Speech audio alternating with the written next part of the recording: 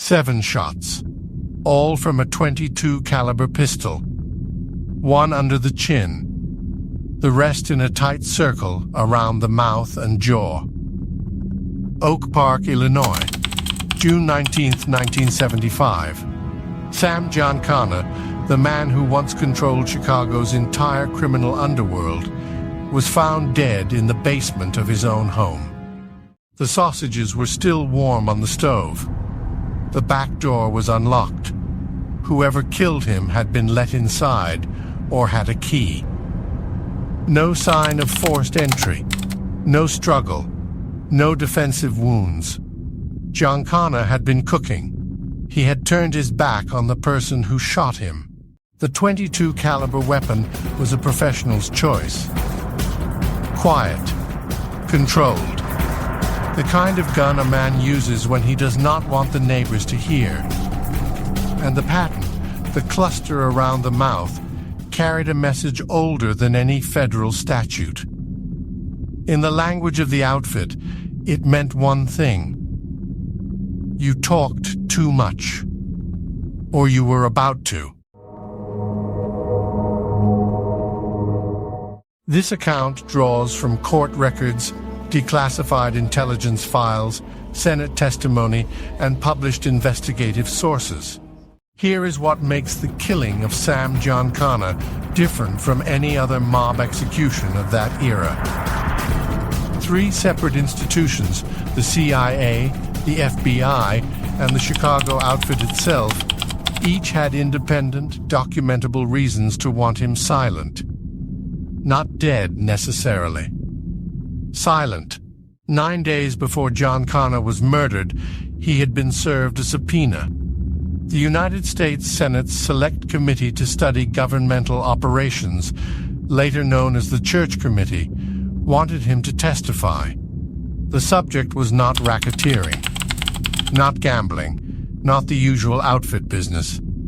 The subject was the CIA's covert program to assassinate Fidel Castro, and the role American organized crime had played in it. Giancana was not a peripheral witness. He was central. He had been recruited directly. He had met with agency handlers. He knew names, operations, and institutional debts that were never supposed to surface. And now a Senate committee was going to put him under oath. The question that has persisted for 50 years is not whether someone wanted Giancana dead. The question is, which someone? The mob because he might name names under oath? The CIA because he might expose a program the agency had denied for a decade? Or the FBI, whose own entanglements with Giancana were more complicated than any public record has ever fully explained? What the accounts from that period do not agree on is whether Giancana himself understood the danger. Some who knew him described a man who believed his old connections would protect him. Others described someone who had stopped sleeping, who kept a pistol by his bed, who had begun to see every visitor as a potential threat. Both versions may be true. Neither changes what happened. By the time the police arrived, the sausages had gone cold. The body was still in the chair. And the only witness, Giancana's caretaker, who claimed to have been upstairs, could not explain how someone had entered, fired 7 shots, and left without a sound. The Cook County medical examiner ruled the death a homicide. No arrest was ever made. Not then. Not ever.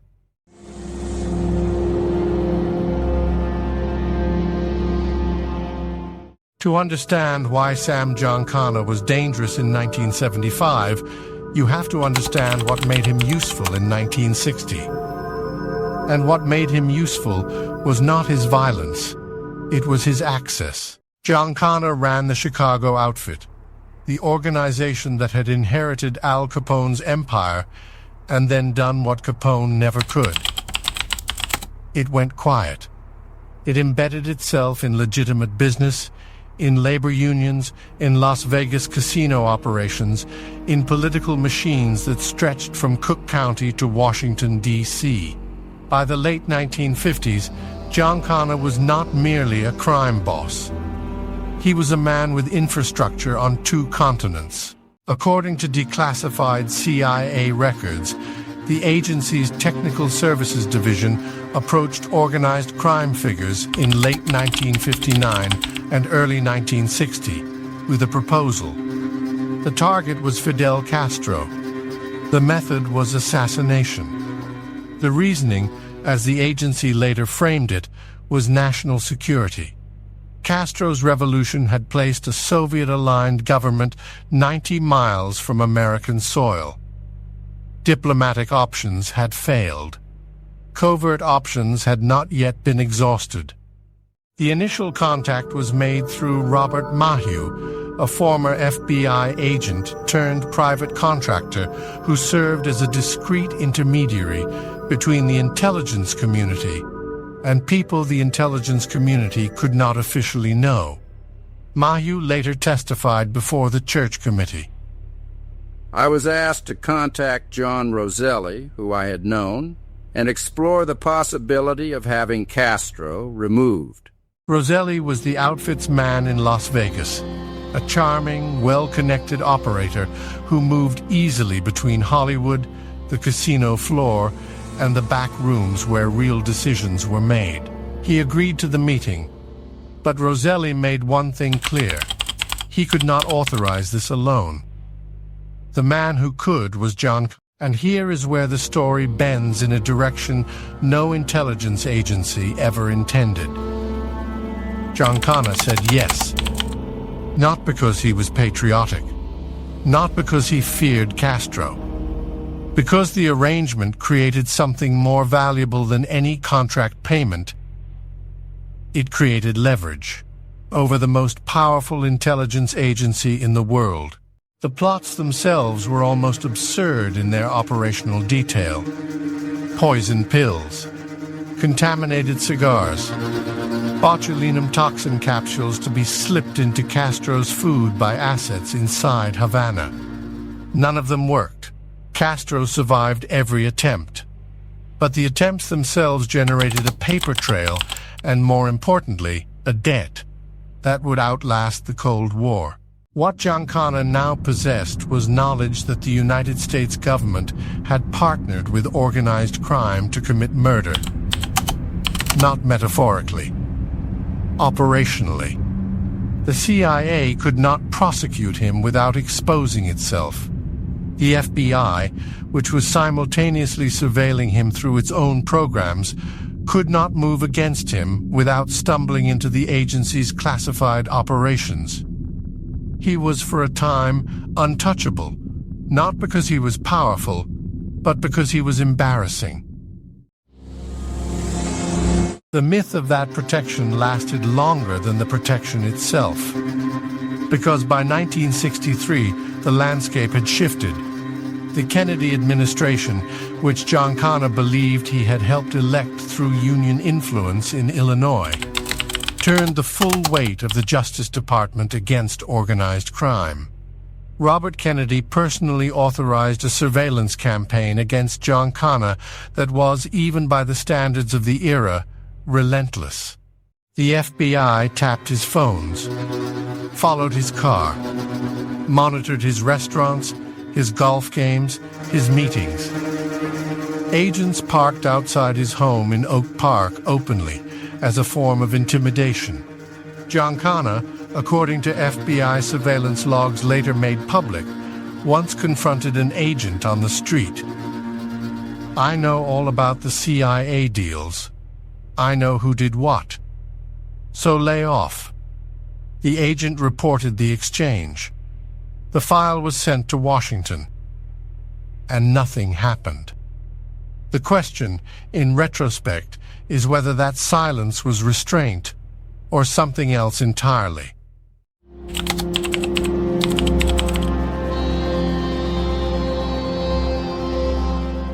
In January 1975, the United States Senate voted to establish a select committee chaired by Senator Frank Church of Idaho. Its mandate was extraordinary: to investigate abuses by American intelligence agencies, including assassination plots, domestic surveillance, and unauthorized covert operations. The committee would eventually publish 14 reports. But the investigation that made the CIA most uncomfortable was the one that led directly to Sam Giancana's basement. The committee's staff investigators had obtained internal agency documents referencing the Castro plots. They had testimony from mid-level officers. They had Mahu's account. They had Roselli, who had already begun cooperating. But the one witness who could connect the operational details to the institutional decision-making, who could testify about what he had been asked to do, by whom, and what he had been promised in return, was the subpoena was issued on June 10, 1975. Giancana was ordered to appear before the committee. 9 days later, he was dead. The timing was not lost on anyone.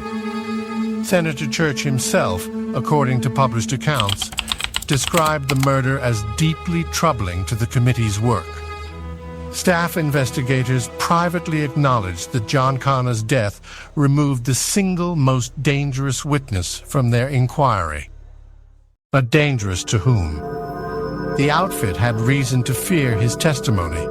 Giancana, bitter about his treatment, exiled and aging, had been talking not to the press, but to associates, to old contacts, to anyone who would listen. He felt betrayed by the organization he had led. He felt abandoned by the government he had served. A man who feels betrayed by both sides has nothing left to protect. The CIA had reason to fear his testimony for different reasons. The agency had spent 15 years denying the Castro plots.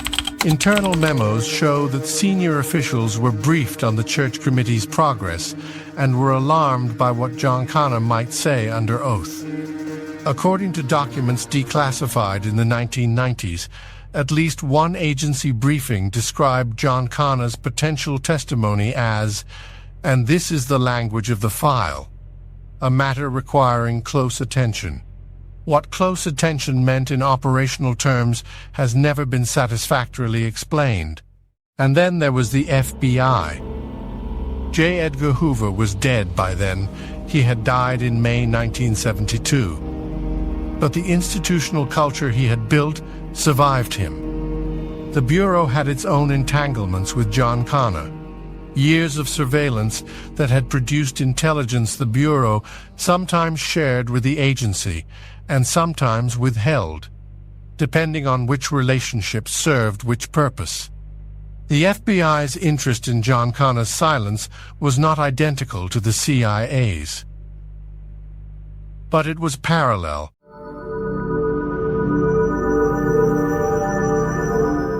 What is striking about the weeks before Giancana's murder is not the number of people who wanted him quiet.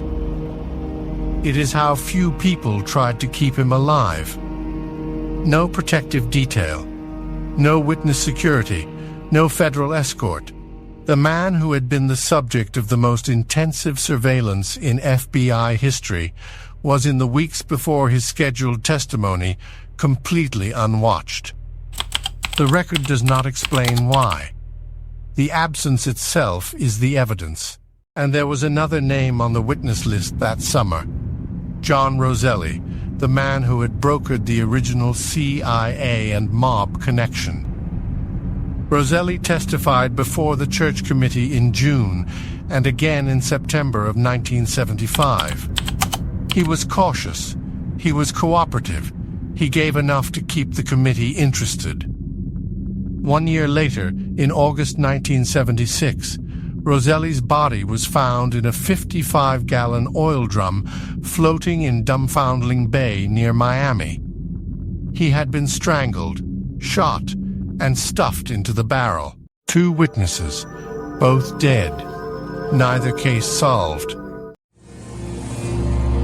To understand the last years of Sam Giancana's life is to watch a man lose every form of protection simultaneously. The outfit, the agency, the bureau, the political connections, one by one, each structure that had once shielded him withdrew. Not all at once, but in the slow, methodical way that institutions abandon individuals who have become more expensive than useful. In 1966, Giancana left the United States. The official explanation was health. He traveled to Mexico, ostensibly for medical treatment. The real reason, according to multiple published accounts, was simpler. He had been pushed out.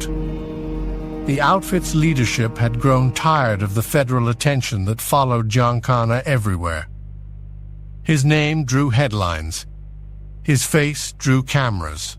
His lifestyle, the celebrity girlfriends, the public visibility, the defiant refusal to operate quietly, was bad for business. He settled in Cuernavaca, Mexico, lived in a walled compound, maintained contact with associates in Chicago and Las Vegas, continued to believe, according to those who visited him, that he would eventually return.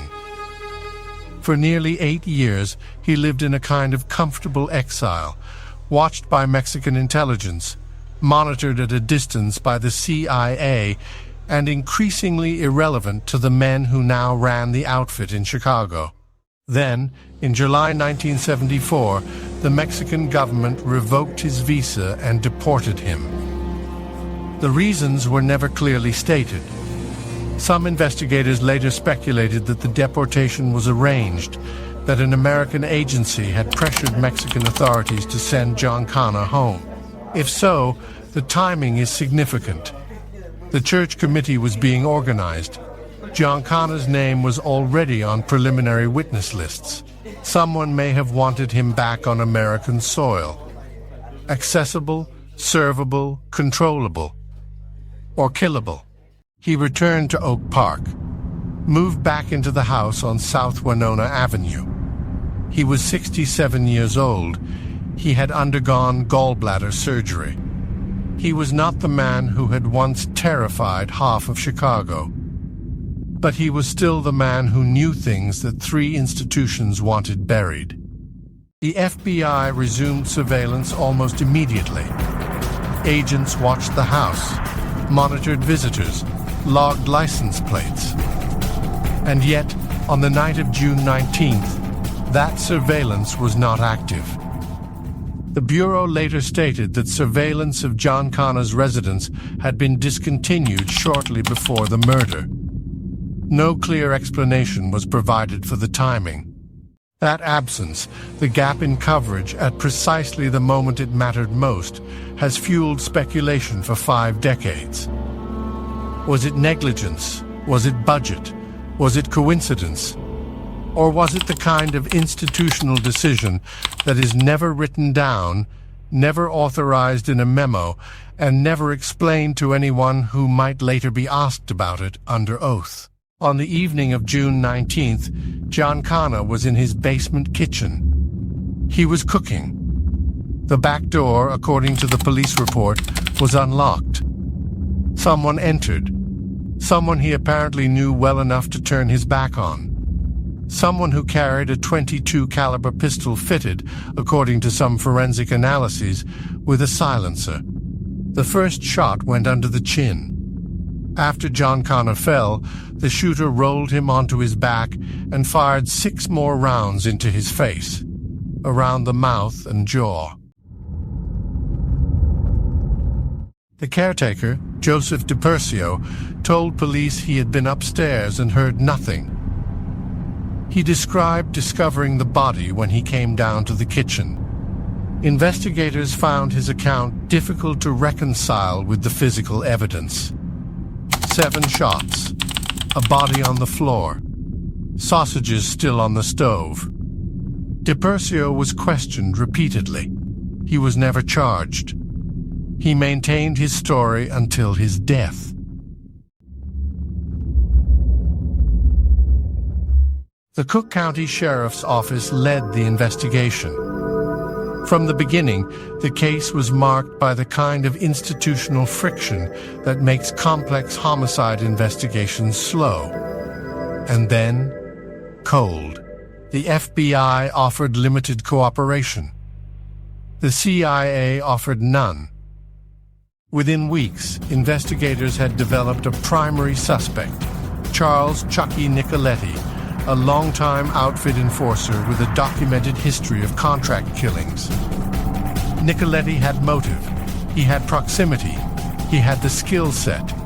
But before he could be brought in for formal questioning, Nicoletti was found dead, shot 3 times in the back of the head while sitting in his car in a parking lot in North Lake, Illinois. March 29, 1977. Another suspect. Another .22 caliber weapon. Another case that went nowhere. The pattern by this point was unmistakable. The people who knew the most about the intersection of the outfit and American intelligence were being systematically removed from the record. Giancana, Rosselli, Nicoletti, 3 men, 3 murders, 0 convictions. Some investigators later pointed to Anthony Tony Accardo, the outfit's elder statesman, the man who had survived every federal investigation for 4 decades, as the likely authority behind the order. Accardo had the stature to authorize Giancana's killing. He had the institutional logic. Giancana's testimony could have exposed outfit operations that Accardo still controlled. But Accardo was never charged. He was never formally named as a suspect. He died in 1992 in his bed at the age of 86, the rarest death in organized crime. The CIA connection has proven even harder to resolve. In 1975, the agency was under siege. The Church Committee was dismantling decades of secrecy. The agency's director, William Colby, had made the controversial decision to cooperate with the committee, a decision that enraged hardliners within the agency. Some investigators have asked whether elements within the CIA, not the institution, but individuals within it, might have seen Giancana's death as a necessary act of institutional self-preservation. No declassified document supports this theory directly, but no declassified document contradicts it either. The files that would answer the question, if they exist, have never been released. What makes the record harder to read is the FBI's own position. The Bureau had surveilled Giancana more intensely than almost any other organized crime figure in American history. They knew his movements, his contacts, his vulnerabilities. They knew, almost certainly, who had access to his home. And yet the Bureau's cooperation with the homicide investigation was, by multiple published accounts, minimal.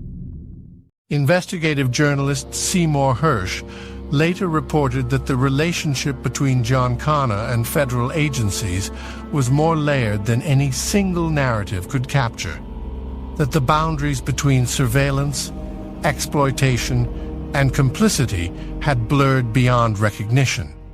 The word complicity carries weight. It does not mean the FBI ordered the killing. It means the institutional structure that was supposed to protect witnesses had, in Giancana's case, done something closer to the opposite. The Church Committee published its final report on the assassination plots in November 1975, 5 months after Giancana's murder. The report confirmed the CIA's partnership with organized crime. It confirmed the Castro plots. It confirmed that senior agency officials had known and authorized the contacts. But the report could not include Giancana's testimony. The most important witness was already dead. And the committee acknowledged, in careful language, that his death had materially impaired the investigation. There is a temptation, 50 years later, to choose a single explanation. The mob did it. The CIA arranged it. The FBI looked away. The documentary record resists that clarity. What it shows instead is a convergence. 3 institutions, each with independent motive, each with the capacity to act or to permit action, each with reason to ensure that what Sam Giancana knew died with him. Convergence is not conspiracy, but it is not coincidence either. It occupies the space between, the space where institutional interests align without anyone needing to pick up a phone. Sam Giancana was buried at Mount Carmel Cemetery in Hillside, Illinois, not far from the graves of other Chicago bosses, including the man whose empire he had inherited. The funeral was quiet. The family was small. The press was kept at a distance. No one was ever charged with his murder.